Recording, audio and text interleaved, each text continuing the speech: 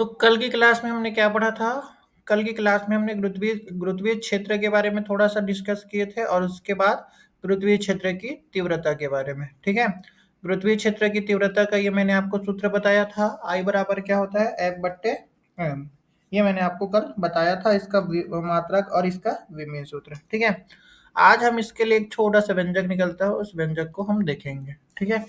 तो आज का जो हमारा टॉपिक है वो क्या है? गुरुत्वीय क्षेत्र की तीव्रता के लिए व्यंजक, ठीक है? क्या लिखेंगे हम? गुरुत्वीय क्षेत्र की तीव्रता के लिए व्यंजक। गुरुत्वीय क्षेत्र की तीव्रता के लिए व्यंजक, ठीक है? ये है हमारा टॉपिक, ठीक है? चलिए बनाना स्टार्ट करते हैं।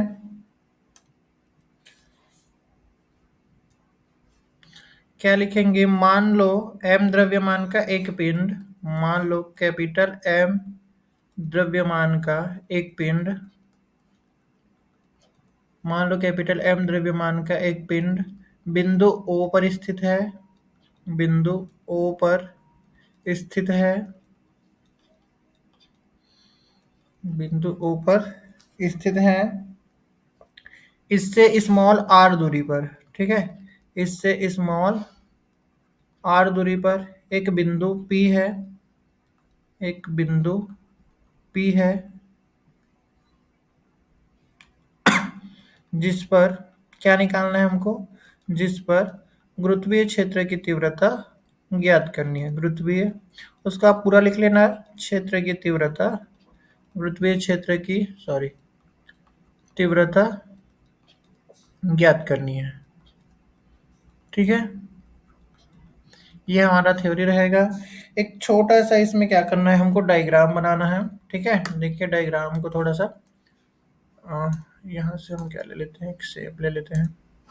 अच्छा यहाँ से आएगा क्या शेप?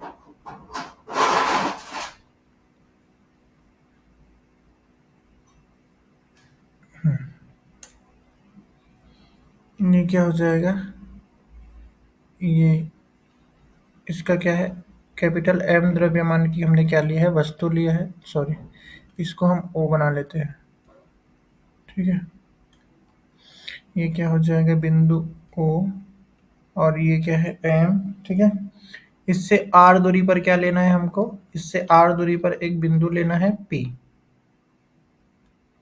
बिंदु लेना है क्या? P। इस P पर हम क्या मान लेते हैं? M द्रव्यमान का एक वस्तु रखा गया है, ठीक है? यही आपका डायग्राम बनेगा। एक छोटा सा डायग्राम का नाम आपका क्या रहता है कि जो क्या होता है, जो आपका हेडिंग रहता है वही डायग्राम का आपका नाम रहता है। तो डायग्राम का नाम लिखना ना भूलिएगा, ठीक है? आपको हमेशा डायग्राम का नाम लिखना है, ठीक है? हम क्या मान रहे हैं कि कल्पना करें कि बिंदु P पर, ठीक है? बिंदु P पर स्मॉल m द्रव्यमान की एक वस्तु रखी गई है, एक वस्तु रखी गई है, ठीक है?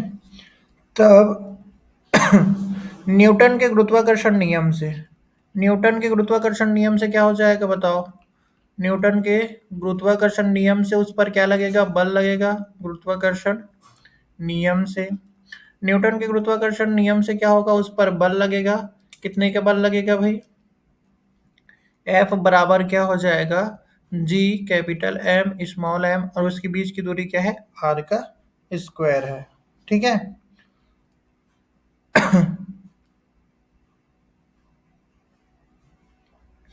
यहाँ पे क्या हो जाएगा? हम m को इधर ले आएंगे तो क्या हो जाएगा? F/m और ये हो जाएगा Gm/स्मॉल r का स्क्वायर, ऐसे हो जाएगा।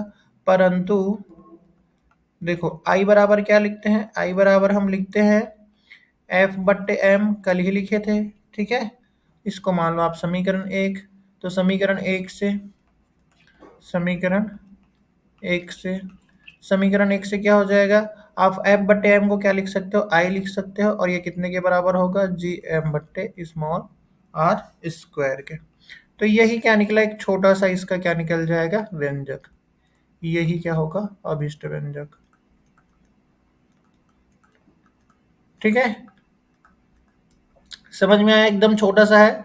देखिए क्या क्या किया हमने, एम द्रव्यमान की एक वस्तु लिए बिंदु ओ पर, और उससे आर दूरी पर हमने क्या मान लिया, एक बिंदु पी मान लिए। ठीक है, और उस बिंदु पर एम द्रव्यमान की वस्तु की हमने क्या किया, कल्पना किया। तो अब जब भी कोई दो पिंड रहता है तो उनके बीच में क्या लगता है, एक बल लगता है, गुरुत्वाकर्षण बल। तो गुरुत्वाकर्षण बल के हिसाब से क्या हो जाएगा, एफ बराबर हो जाएगा आपका जी एम एम, और बट्टे में आर का स्क्वायर। स्मॉल एम इधर आ जाएगा तो क्या हो जाएगा, उधर जाएगा आपका जी एम, और इधर बचेगा आपके पास आर का, इसको इधर जी एम बट्टे आर का स्क्वायर। अब एफ बट्टे एम को ही तो हम क्या लिखते हैं, आई लिखते हैं, तो उसको क्या लिख सकते हैं, आई लिख सकते हैं। ठीक है, अब इसी इसी से रिलेटेड एक और सवाल है,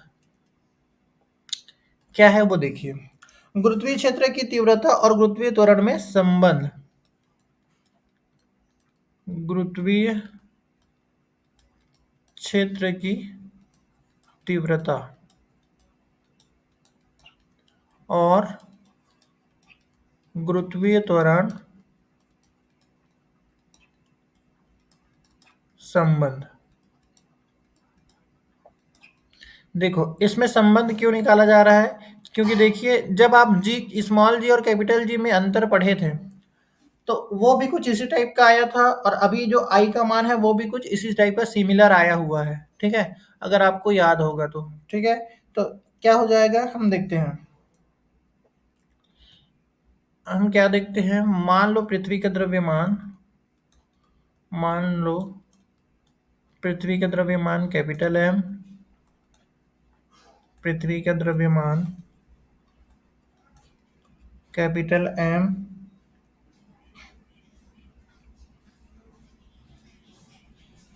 हो, तो उसके केंद्र से, है ना, उसके केंद्र से आर दूरी पर स्थित, आर दूरी पर स्थित किसी बिंदु पर, ठीक है, स्थित किसी बिंदु पर क्या निकालेंगे हम, गुरुत्वीय गुरुत्वीय क्षेत्र की तीव्रता कितना निकलेगा भाई, अभी जस्ट निकाले हैं, कितना निकलेगा, आई बराबर निकल जाएगा जी एम बट्टे आर का स्क्वायर, क्योंकि स्मॉल आर दूरी लिए हैं। ठीक है, अब देखो हम क्या मान लेते हैं, जो आर है बहुत बड़ा है, किससे, पृथ्वी के केंद्र से। ठीक है, किंतु पृथ्वी के केंद्र से, पृथ्वी के केंद्र से, ठीक है, पृथ्वी के केंद्र से आर, मतलब कि इसको हम क्या मान लेते हैं, जो स्मॉल आर है वो क्या है, कैपिटल आर से बहुत बड़ा है, ऐसे मान लेते हैं, दूरी पर स्थित,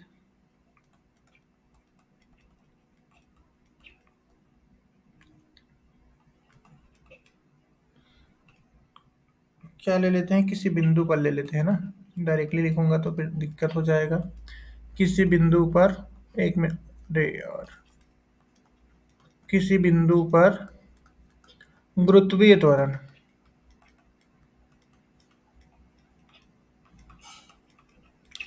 गुरुत्वीय त्वरण का फॉर्मूला क्या होता है, जी जी एम बट्टे आर का स्क्वायर, ऐसे ही लिखते हैं हम। ठीक है, जब त्रिज्या लेते थे आर तो आर लिखते थे, यहाँ पे हमने क्या लिया है कि पृथ्वी के केंद्र से लिया है, तो क्या लिखेंगे, हमने क्या लिया, समीकरण एक और समीकरण दो से, समीकरण एक व समीकरण दो से क्या हो जाएगा, जो आई हो जाएगा वो बराबर हो जाएगा किसके, जी के, क्योंकि दोनों का राइट हैंड साइड बराबर है, देखो दोनों का राइट हैंड साइड बराबर है, दोनों का राइट हैंड साइड बराबर है, तो लेफ्ट हैंड साइड भी क्या हो जाएगा, बराबर हो जाएगा। ठीक है, क्लियर है इतनी बातें।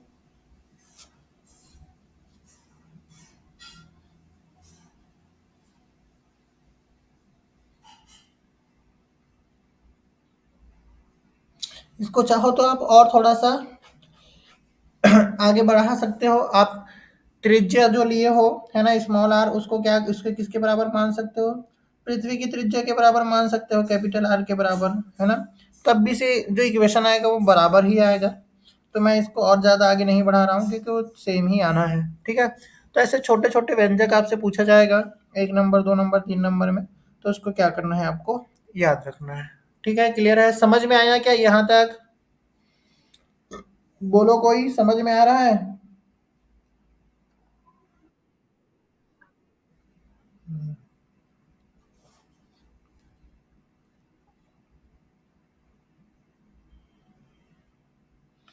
अब देखो, अब हम पढ़ते हैं आगे। ऐसे छोटे छोटे टर्म्स के बारे में हमको पढ़ते चलना है, ठीक है। अभी हम देखते हैं गुरुत्वीय विभव के बारे में। क्या पढ़ेंगे हम अभी?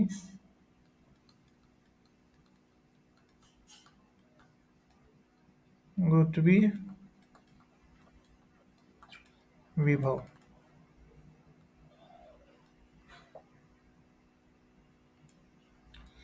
गुरुत्वीय विभव क्या होता है ये थोड़ा सा देखना, ठीक है। मैंने कल आप लोगों को क्या किया था, ऐसे मैंने कल आप लोगों को बताया था, जैसे यहाँ पे क्या है, एक बिंदु P है और यहाँ पे एक बिंदु क्या ले रहे हैं, Q ले रहे हैं। तो अगर ये बिंदु P यहाँ तक इस पर बल लगा सकता है, ठीक है, तो ये इसका क्या कहलाएगा, गुरुत्वीय क्षेत्र कहलाएगा। ये क्या कहलाएगा, इसका गुरुत्वीय क्षेत्र। मतलब एक बिंदु किसी दूसरे बिंदु पर जहां तक क्या कर सकता है, बल लगा सकता है, उसको क्या कहा जाता है, उस बिंदु का गुरुत्वीय क्षेत्र कहा जाता है, ठीक है। अगर मान लीजिए ये यहाँ पे हमने क्या लिया है, एक बिंदु आर लिया है और जो बिंदु पी है वो आर पर बल नहीं लगा सक रहा है। अगर आर पर बल नहीं लगा पा रहा है, इसका मतलब क्या हो जाएगा, अगर वो आर पर बल नहीं लगा सकता मतलब वो उसके गुरुत्वीय क्षेत्र के बाहर है। तो एक बिंदु जहां तक क्या कर सकता है, बल लगा सकता है, उसको क्या कहा जाता है, उसका गुरुत्वीय क्षेत्र कहा जाता है।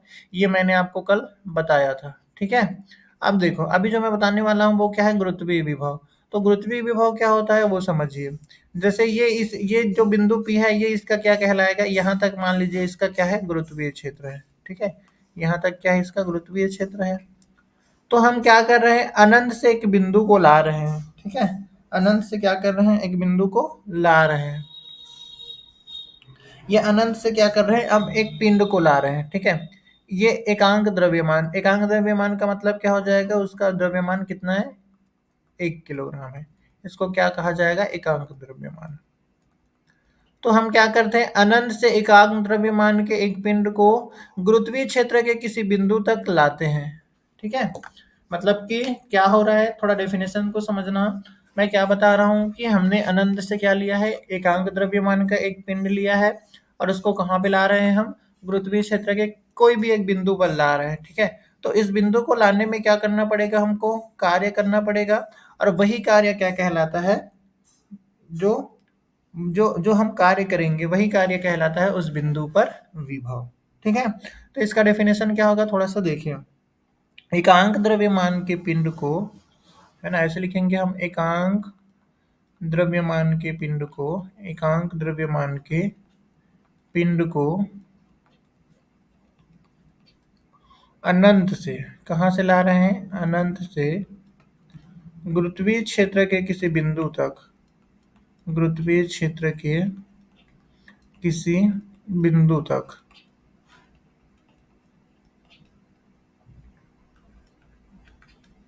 किसी बिंदु तक लाने में,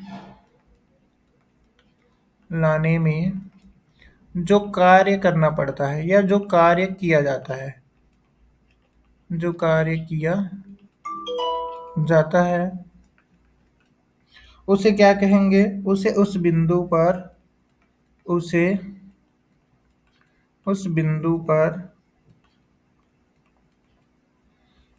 गुरुत्वीय विभव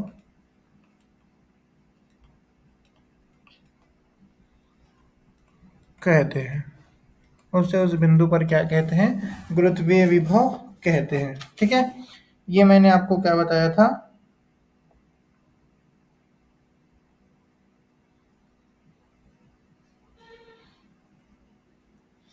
इस टाइप का इसका क्या हो जाएगा, डेफिनेशन हो जाएगा, ठीक है। अब एक चीज आप याद रखना, हम क्या कर रहे हैं, जैसे मान लीजिए यहाँ पे ऐसा, ऐसे हमने क्या बनाया था, एक एक गुरुत्वीय क्षेत्र बनाया है, यहाँ पे हमने एक बिंदु P मान लिया और यहाँ से क्या ला रहे हैं, एक बिंदु को। तो जब ला रहे हैं तो देखो वो क्या करेगा भाई, इस पर बल लगाएगा। ये वाला जो पिंड है वो एकांक द्रव्यमान के पिंड पर क्या लगाएगा, बल लगाएगा। बल लगाएगा मतलब यहाँ पे जो जो लाते हैं ना, तो जब लाते हैं तो किसके द्वारा कार्य किया जाता है, गुरुत्वीय क्षेत्र के द्वारा कार्य किया जाता है। ठीक है, याद रखिएगा किसके द्वारा कार्य किया जाता है, गुरुत्वीय क्षेत्र के द्वारा कार्य किया जाता है। इसीलिए जो विभव का मान है वो क्या होता है, सदैव ऋणात्मक होता है। ठीक है, चूंकि मैं लिख देता हूं, चूंकि पिंड को लाने में, चूंकि पिंड को लाने में किसके द्वारा कार्य किया जाता है, गुरुत्वीय क्षेत्र के द्वारा कार्य किया जाता है। गुरुत्वीय क्षेत्र के द्वारा कार्य किया जाता है।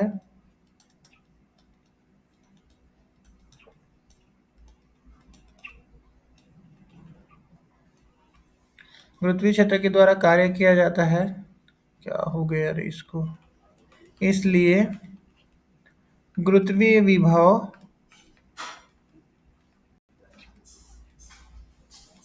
सदैव कैसा होता है, सदैव ऋणात्मक होता है। ठीक है, गुरुत्वीय विभव क्या होगा, सदैव ऋणात्मक होता है। क्लियर रहेगा इतना। अब देखो, मान लो स्मॉल m द्रव्यमान के पिंड को, यहां से लिख लेते हैं, मान लो स्मॉल m द्रव्यमान के पिंड को, स्मॉल m द्रव्यमान के पिंड को अनंत से, कहां से, अनंत से कहां लाएंगे, गुरुत्वीय क्षेत्र के किसी बिंदु तक, गुरुत्वीय क्षेत्र के किसी बिंदु तक, गुरुत्वीय क्षेत्र के किसी बिंदु तक लाने में कितना कार्य किया जाता है, W कार्य किया जाता है। W कार्य किया जाता है। तब उस बिंदु पर विभव, तब उस बिंदु पर विभव कितना होगा, उस बिंदु पर विभव, देखो विभव को V से प्रदर्शित करेंगे तो V बराबर क्या हो जाएगा, -W/n। ठीक है, ये क्या आ जाएगा आपके पास, विभव का सूत्र। ठीक है, इसका मात्रक निकाल लीजिए। तो देखो कार्य का मात्रक क्या होगा, जूल, और द्रव्यमान का मात्रक क्या हो जाएगा, किलोग्राम। तो जूल प्रति किलोग्राम। ठीक है, इसका विमीय सूत्र निकाल लीजिए। तो विमीय सूत्र कितना निकल जाएगा, देखो विमीय सूत्र हो जाएगा, कार्य का विमीय सूत्र ml² t के पावर में -2, और m का विमीय सूत्र क्या हो जाएगा, m हो जाएगा, m से m कैंसिल, तो क्या बचेगा आपके पास, m 0 हो जाएगा, l² और t के पावर में -2। ये इसका क्या आ जाएगा, विमीय सूत्र आ जाएगा। ठीक है, समझ में आया।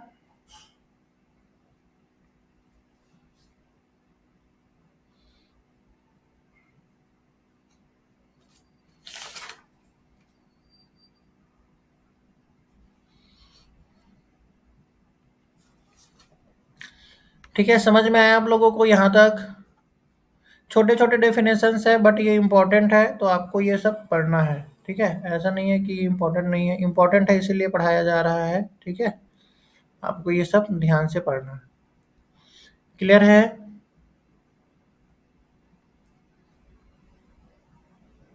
विमीय सूत्र और मात्रक निकालना पड़ता है सभी में, तो इसको अच्छे से याद रखना। ठीक है, गुरुत्वीय विभव देख लीजिए, हम क्या करते हैं, अनंत से किसी पिंड को क्या लाते हैं, गुरुत्वीय क्षेत्र के किसी एक बिंदु तक लाते हैं, और लाने में जो कार्य किया जाता है उसे ही क्या कहा जाता है, गुरुत्वीय विभव कहा जाता है। ठीक है।